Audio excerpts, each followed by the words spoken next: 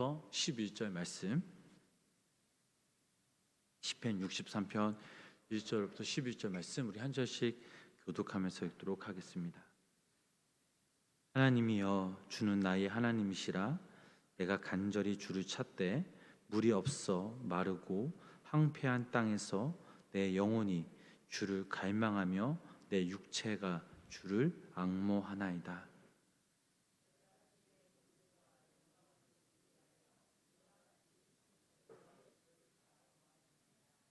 주의 인자하심이 생명보다 나음으로 내 입술이 주를 찬양할 것이라.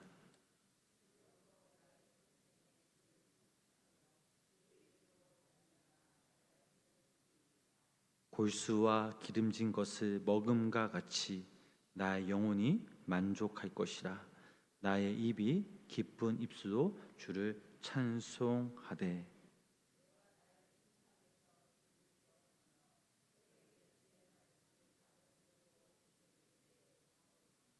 주는 나의 도움이 되셨음이라. 내가 주의 나에게 그늘에서 즐겁게 부르리이다.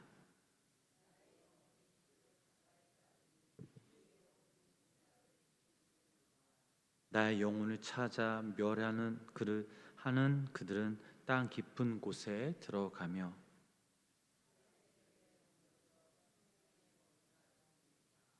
함께 읽겠습니다.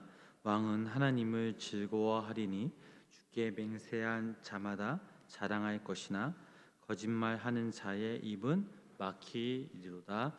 아멘. 오늘도 살아계신 하나님의 은혜와 사랑이 우리 성도님들 삶 가운데 또 가정 가운데 함께 하시길 주님으로 간절히 축원합니다. 다윗 왕의 셋째 아들 이 압살롬은 용모가 준수하고 또 호감이 가는 인물이었다고 합니다. 부모가 이 압살롬을 얼마나 애지중지 키웠던지 그의 머리부터 또 발끝까지 아무런 흠이 없었다고 하였습니다.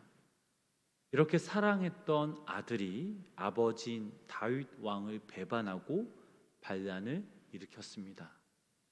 자기가 왕이 되겠다고 군사를 일으켜서 왕궁을 향해서 쳐들어오고 있었습니다. 4년 동안 치밀한 계획하에 준비된 반란이었기 때문에 다윗이 믿었던 신하들과 많은 백성들이 압살롬에게 속아서 따라갔습니다.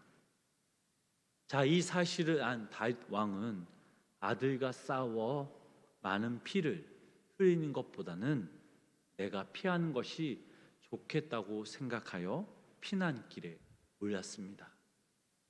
다윗은 자신을 따르는 무리들과 함께 예루살렘 남동쪽에 위치한 기드론 시내를 건널 때에 그 모습을 바라본 백성들은 통곡하였습니다.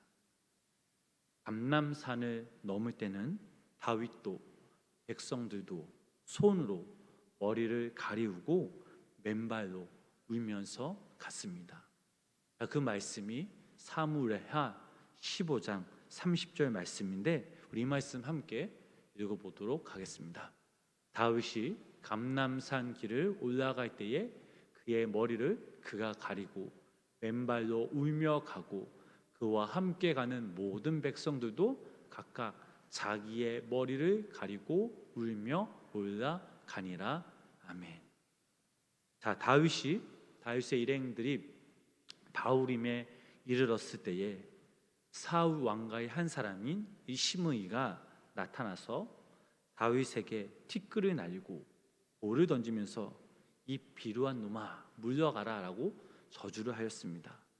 자, 그리고 다윗이 겨우 도망쳐 나온 곳이 어디입니까? 바로 황폐한 땅이었습니다. 자, 우리 1절 말씀, 본문 1절 말씀 우리 함께 다시 한번 읽어보도록. 1절 말씀입니다.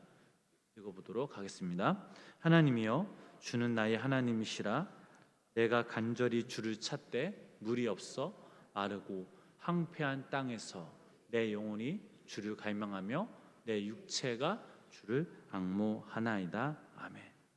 지금 다윗은 메마른 광야에 있습니다. 황량한 사막이 있다라는 거죠.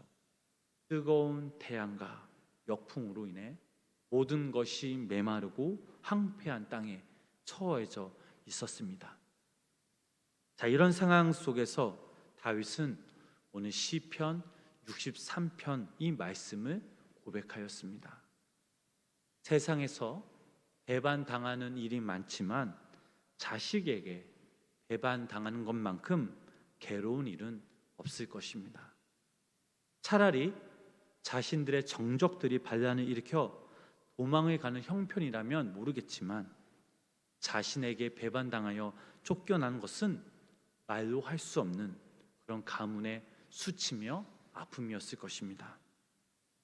바로 이런 상황 속에서 다윗은 하나님께 대한 신뢰와 애정을 아주 감미롭게 표현한 신앙 고백이 바로 오늘 저희들이 읽은 본문 말씀이죠. 시편 63편 이 말씀을 처음부터 끝까지 쭉 읽어보면 눈에 들어오는 단어가 하나 있습니다. 그것도 9절과 10절을 제외하고는 매절마다 나타나는 단어인데, 그것은 다윗이 이러한 절망의 상황 속에서도 절망할 수 없게 만드는 힘의 원동력이 있었습니다. 자, 그것이 뭘까요? 바로 하나님이시죠. 오늘 저희들이 읽은 이 성경에서 이 말씀을 보면 주라는 것으로 표현되어 있지만 원문에는 이 주라는 단어가 하나님이라는 뜻을 담고 있는 단어로 표현되어 있습니다. 주 하나님 때문에 다윗은 그 절망의 수치와 상황 속에서도 하나님을 찬양할 수 있었고 하나님으로 인해 즐거워할 수 있었습니다. 다윗은 주 하나님을 간절히 찾았다고 말합니다.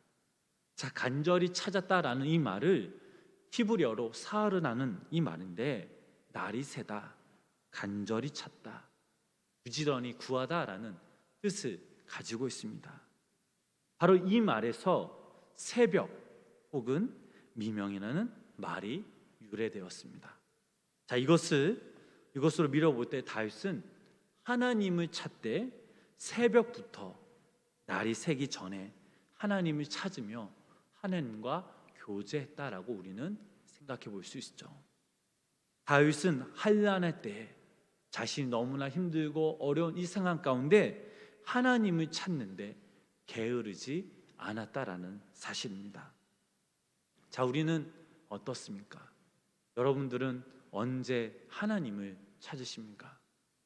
환난의 그때, 우리가 어려울 때, 고난 당할 때, 또 우리가 아픔과 여러 가지 마음이 안 좋을 때 여러분들은 무엇을 찾으십니까? 그리스도인이라면, 내가 하나님의 자녀라면 또한 내가 상황 속에서 간절히 하나님을 찾는 그런 사람들이, 그리스도인들이 되어야 합니다. 자, 그럴 때 우리는 세상 사람들과 구별된 사람으로 살아갈 수 있죠. 고난 가운데 더 기도하려 하고 믿음을 지키려 하는 모습이 바로 우리 가운데 있어야 될 줄 믿습니다. 자, 오늘 본문 말씀에서 하나님을 찾고 교제하는 다윗의 태도가 어떠했습니까? 자신의 영혼이 주를 갈망하고 내 육체가 주를 앙모한다라고 말하였습니다. 지금 다윗이 있는 곳이 어디입니까? 황폐한 그 땅이죠. 왕이었던 그가 이 황폐한 그 들판에서 아들에게 쫓기고 있는 것입니다. 그럼에도 불구하고 다윗이 관심을 둔 것은 아들에게 쫓기는 그 마음에, 그 자체에 마음을 쏟지 않았습니다. 오히려 하나님에 대하여 목마름을 말하고 있습니다. 이것은 다윗이 하나님께 회개하는 마음을 표현한 것이죠. 그동안 왕으로 있으면서 다윗의 삶 속에서 하나님을 가까이 하지 못했던 하나님을 향한 전심의 고백일 것이었습니다. 그래서 그는 이 황폐한 땅에서도 절대 흔들리지 않고 오직 주님만을 바라보았다라는 사실입니다. 여기서 우리들 역시 중요한 한 가지를 깨닫습니다. 다 그것이 무엇이죠? 다윗이 왕이라 할지라도 하나님이 아니라면 다윗의 삶은 아무것도 아니라라는 사실입니다. 다윗은 하나님을 참 사랑했습니다. 너무나도 사랑했습니다. 어쩌면 이번 일이 다윗의 일생 가운데 가장 큰 시련일지도 모릅니다. 그러나 다윗은 이 시련에, 이 사건에 얽매이지 않았습니다. 다윗은 아들을 미워하거나 그것 때문에 사람들 앞에 수치를 당한다 해도 부끄럽게 생각하지 않았습니다. 오히려 다윗은 하나님에 대한 오직 갈망과 하나님을 향한 그 그리움, 그리고 사모하는 그 마음으로 가득 찼습니다. 결국 이 고난의 시간은 다윗의 삶을, 다윗의 영을, 다윗의 은혜를 회복하는 시간이 되었습니다. 그리고 이 사건을 통하여 남다른 훈련을 받게 되었습니다. 결국 다윗은 왕궁에서 누리는 그 영화보다 그 황폐한 땅에서 하나님과의 교제를 통해 하나님과 더 가까워지고 하나님을 더 깊이 묵상하는 그런 사람이 되었습니다. 사랑하는 우리 성도님 여러분, 우리가 이 땅에 살면서 어떤 어려움과 또 고난, 그리고 또 여러 가지 아픔이 있더라도 우리가 하나님을 찬양할 수 있는 것은, 그때 내가 하나님을 의지할 수 있는 것은 바로 지금 나와 함께 하시는, 내 삶을 인도하시는 그 하나님이 계시기 때문입니다. 하나님과의 교제가 끊이지 않는 삶, 그것은 바로 왕궁에 사는 삶보다 더 아름다운 삶이요 가치 있는 삶임을 기억하시기를 바랍니다. 진짜 믿음은 어려움 가운데, 우리의 고난 가운데 있을 때 빛이 납니다. 그 고난 가운데 더욱더 강한 삶을 살아갈 수 있는 힘이 바로 하나님께로부터 나올 수 있습니다. 그래서 오늘 하루 우리 성도님들이 이 땅에서 살아가실 때 지금 겪고 있는 고난, 아픔, 또 우리가 내가 생각하지 못한 그때 아픔과 어려움을 당한다 할지라도 그 상황에, 그 순간에 살아계신 하나님을 고백할 수 있는 믿음을 가지시기를 바랍니다. 그때 하나님 한 분만을 더욱더 바라보시면서 하나님이 내 삶 가운데 함께 하시는구나. 지금 내가 이렇게 어렵고 힘들고 마음이 너무나 아프지만 그러나 내 생각과 내 마음을 아시는 그 주님, 그 주님께 전심으로 여러분들 그 상황을 토로하시면서 간절히 주님을 찾고 기도하며 나아가실 때 주님이 주신 능력과 힘으로 승리하며 살아가시는 귀한 믿음의 성도님들의 삶이 되시길 주님의 이름으로 간절히 축원합니다. 기도하겠습니다. 아버지 하나님, 우리가 살아가면서 참 여러 가지 상황을 맞을 때가 있습니다. 기쁠 때나 또 내가 생각하지 못한 그때의 어려움과 아픔과 또 여러 가지 현실의 그 장벽 앞에 부딪힐 때가 분명 있습니다.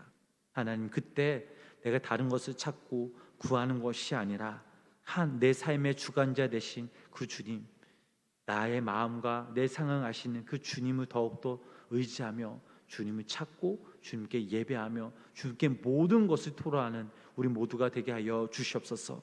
그리하여 믿음은 진짜 어려움 가운데서 빛이 나는 것을 기억하면서 고난 가운데 더 귀한 삶을 살아갈 수 있는, 더 힘과 능력과 지혜로 살아갈 수 있는 그 하나님 한 분만에 바라볼 수 있게 하여 주시옵소서. 오늘도 이 시간 우리가 간절히 하나님께 기도하며 나아갑니다. 오늘 하루 우리가 이 땅에서 살아갈 때에 하나님 한 분만을 바라보고 하나님 한 분만을 의지하면서 하나님과 함께 교제하는 삶을 살아갈 때 하나님 오늘도 우리 삶 가운데 개입하여 주셔서 우리의 삶을 인도하여 주시고 우리 삶 가운데 복의 복을 주시고 또 우리 삶 가운데 한 어려움 가운데 있는 성도님 계시다면 하나님께서 그 마음을 아시고 위로하여 주시고 건져내어 주시고 구원케 하여 주시옵소서.